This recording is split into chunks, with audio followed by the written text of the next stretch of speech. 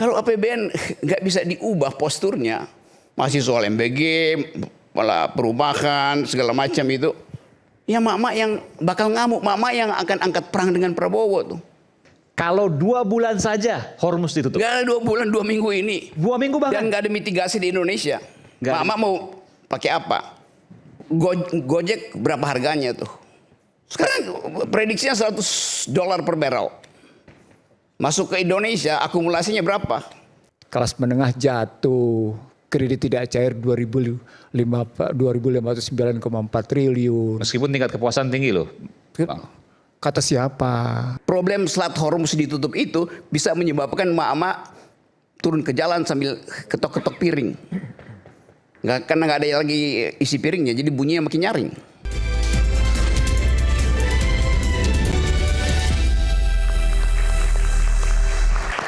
Balik Rakyat Bersuara, saya langsung menuju ke Bung Rocky Gerung. Silakan Bung Rocky. Oke, terima kasih Iman dan teman-teman itu. Terus terang saya perhatikan semua talk show tentang Timur Tengah itu, kita mengomentari headline. Berupaya untuk membaca secara hati-hati arah dari perang itu. Tapi pertanyaannya, perang itu apa? Apakah definisi perang Netanyahu sama dengan definisi perang Ali Khamenei, sama dengan definisi perang Donald Trump? Beda betul. Kira-kira 2-3 minggu lalu saya ada di Yordania. Ada seminar di situ. Datang anak Indonesia, saya tanya, kalau terjadi perang, apa komentar kalian tuh? Oh enak. Kenapa? Oktober tahun lalu mereka menyaksikan drone yang disebar oleh Iran ke Israel itu lewat angkasa Yordania. Dan itu kayak lampion-lampion. Wih, ada yang jatuh di Yordania. Jadi ada sebagian orang yang merasa bahwa perang itu adalah a kind of festival of torture itu. Nonton torture. Ngeri amat nonton torture, nonton penyiksaan. Kekerasan, penyiksaan. Ya, festival of torture. Jadi kita mulai merasa bahwa fantasmagoria kita terhadap perang itu lama-lama akan mengalami devaluasi. Artinya kita anggap biasa aja tuh kan. Dia nonton kok. Sama misalnya perang dunia kedua itu. Pasukan kamikaze Jepang itu menghantam langsung, lalu ada kengerian. Tapi lama-lama biasa. Karena kualitas perang itu makin absurd. Jadi coba kita bayangkan misalnya. Bagi Israel, Iran itu adalah musuh. Tapi bagi Donald Trump, Iran itu mainan. Beda cara melihatnya. Kalau dia musuh, kita perlakukan dia secara setara, ada value di situ. Kalau saya bermusuhan, saya ingin musuh saya itu setara dengan saya. Iran dan Israel dua-duanya bikin persepsi yang sama. Kamu musuh saya musuh kamu. Tapi Trump nggak anggap Iran sebagai musuh, mainan aja kan? Mainan untuk? Ya kenikmatan festival of torture tadi. Enak bagi dia tuh. Karena Trump bukan seorang politisi. Kalau politisi ada value di situ. Trump betul-betul secara realis mempergunakan istilah kedaulatan. Kedaulatan artinya kemampuan mengambil keputusan di luar hukum. Itu namanya berdaulat. Bagi kita berdaulat artinya taat pada konstitusi. Tapi Trump lain cara berpikirnya. Daulat artinya dia mampu melakukan sesuatu justru di luar hukum. Kalau pakai hukum dia nggak berdaulat. Poinnya di situ. Nah sekarang misalnya coba kita bayangkan kalau persaingan itu antar musuh, maka dia akan lama tuh. Iran itu bisa diselesaikan cepat-cepat oleh Trump karena dianggap mainan. Dia bosan, dia cari mainan lain. Tapi Israel dan Iran itu permusuhan. Lebih jujur orang bermusuhan daripada orang menganggap negara lain mainan. Venezuela kan dibikin mainan sama Trump. Jadi kita bertengkar untuk sesuatu yang secara definisi pun beda. Tapi karena diulik-ulik terus, kita nggak belajar apa yang disebut perang. Coba kita lanjutkan poin ini. Karena ketidaktahuan itu, Presiden Prabowo ingin mendamaikan.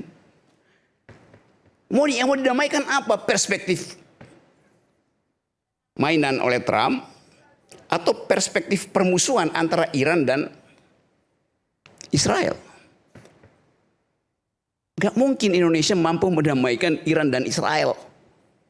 Gak mungkin Indonesia mampu mengubah cara berpikir Trump bahwa politik adalah mainan. Hal yang sama absurdnya dilakukan oleh Jokowi. Mau damaikan Rusia dan Ukraina. Jadi bahan tertawaan. Kan itu yang ada di kita hari-hari ini tuh.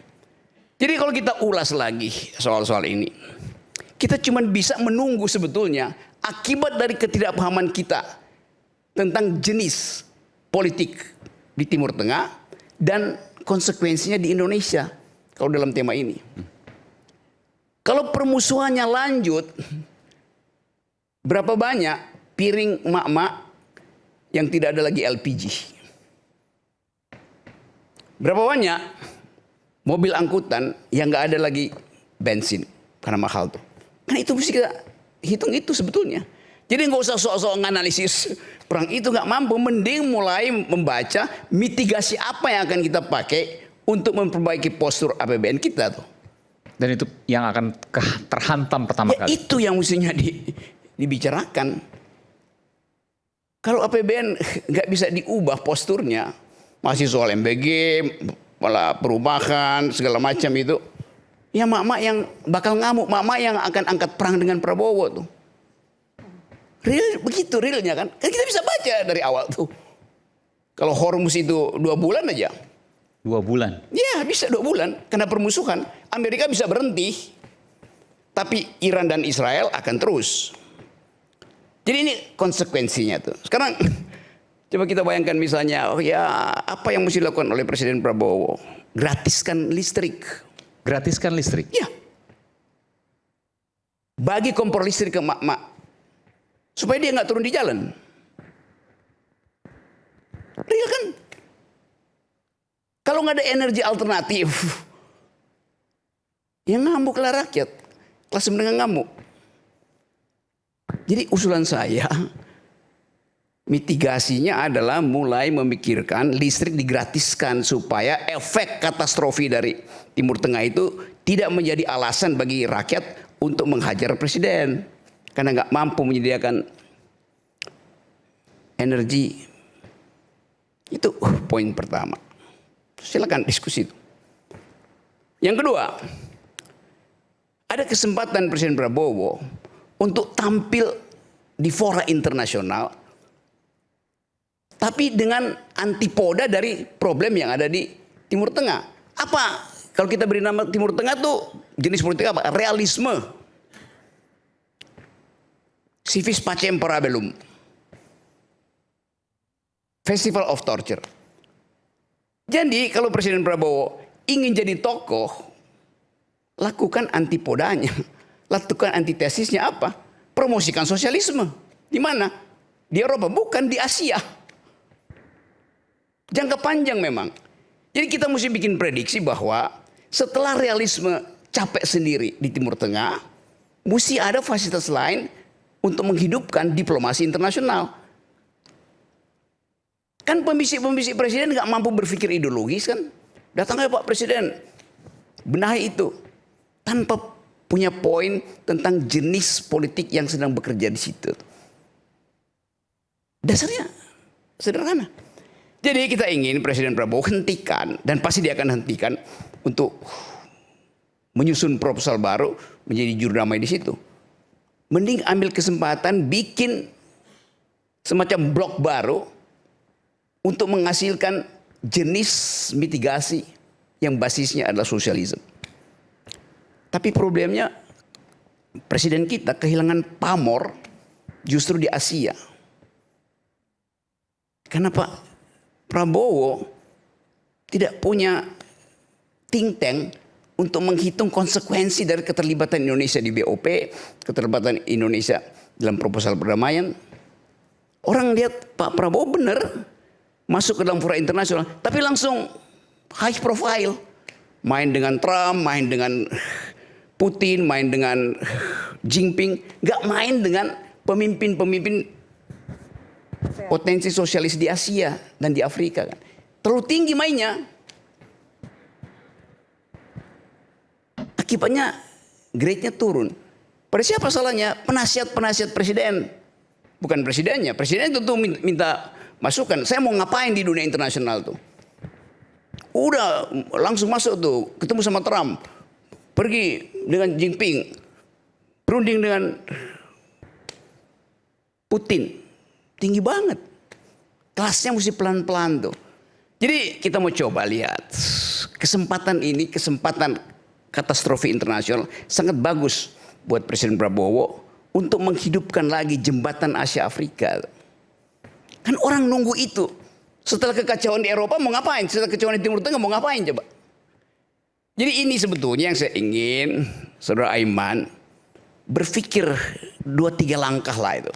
Daripada kita ngoceh-ngoceh dan nggak jelas mau ngapain gitu. Nonton tiap hari rakyat bersuara iya, tapi nggak ada pendalaman tentang politik luar negeri kita ke depan apa itu.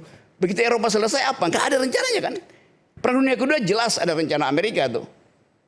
Eisenhower Plan akan dibetulkan oleh Marshall Plan. Jadi Amerika mempersiapkan Marshall Plan dulu baru Eisenhower Plan. Tapi dalam praktek Eisenhower Plan yang diajukan supaya nanti begitu Eropa hancur, Marshall Plan udah siap untuk rekonstruksi Eropa kan. Kan itu yang ingin kita bicarakan secara akademis. Ini nggak ada pembicaraan akademis, ini komentar para jurnalis. Jadi kita mengomentari sesuatu yang dilaporkan oleh jurnalis. Kritik saya di situ tuh. Assalamualaikum warahmatullahi wabarakatuh.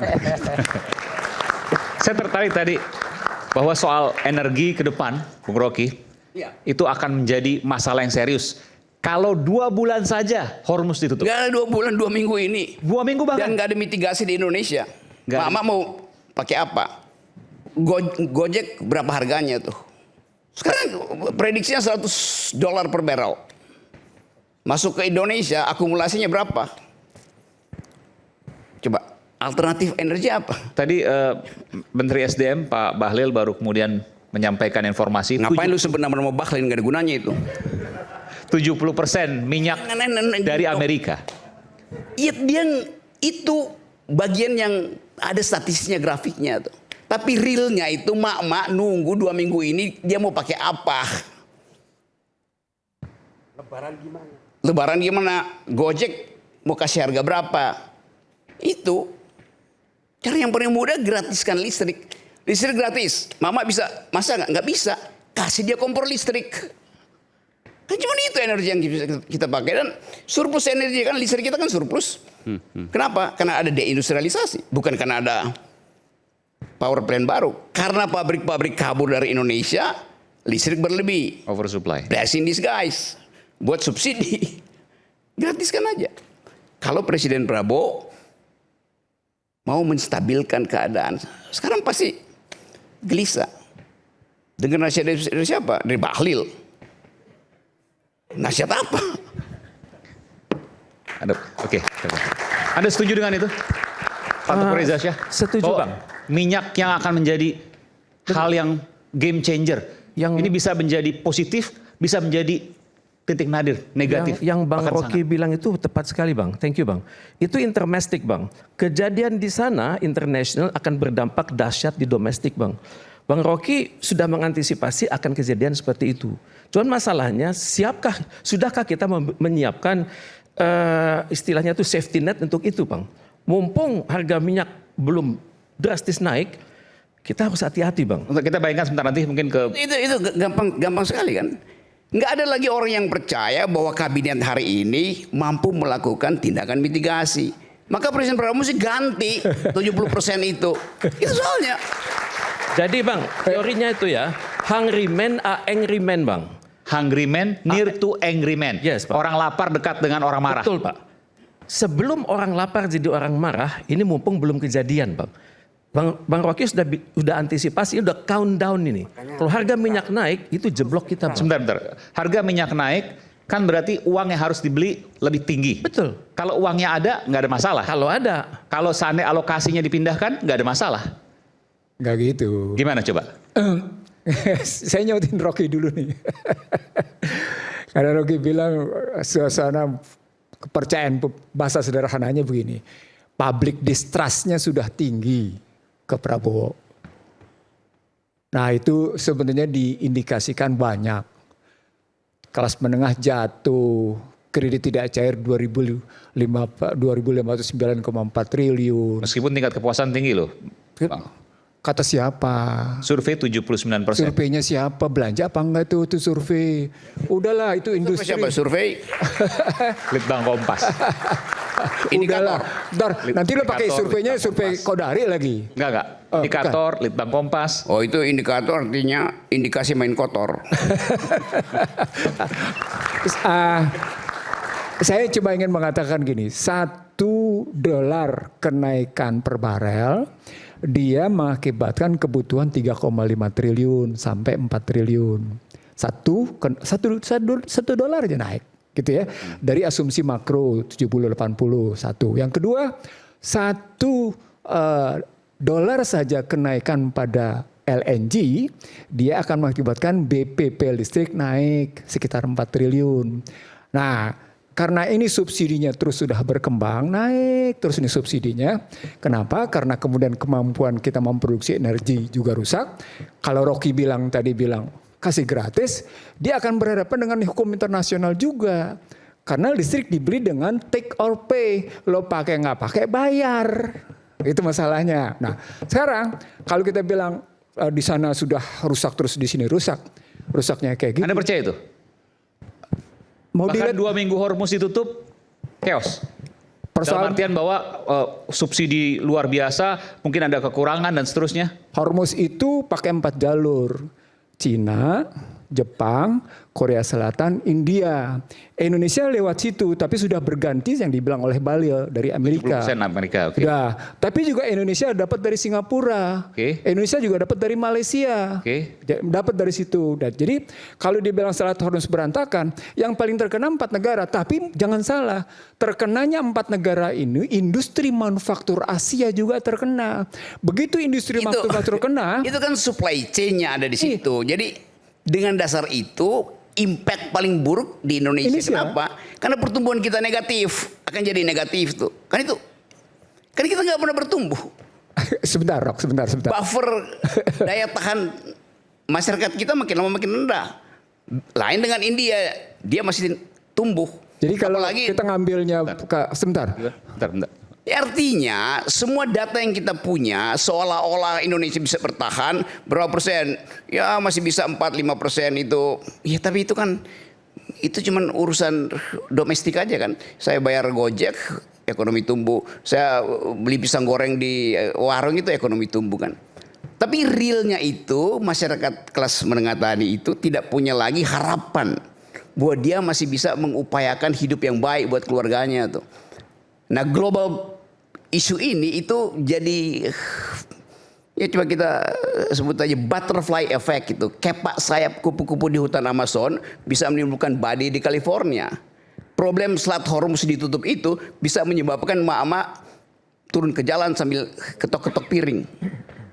Karena nggak ada lagi isi piringnya, jadi bunyinya makin nyaring. Lalu mahasiswa mulai orasi mimbar bebas tuh. Boleh saya ngomong? Oke. Selepas jeda, saya akan kembali. Saya akan ke Bung Iksanudin Nursi.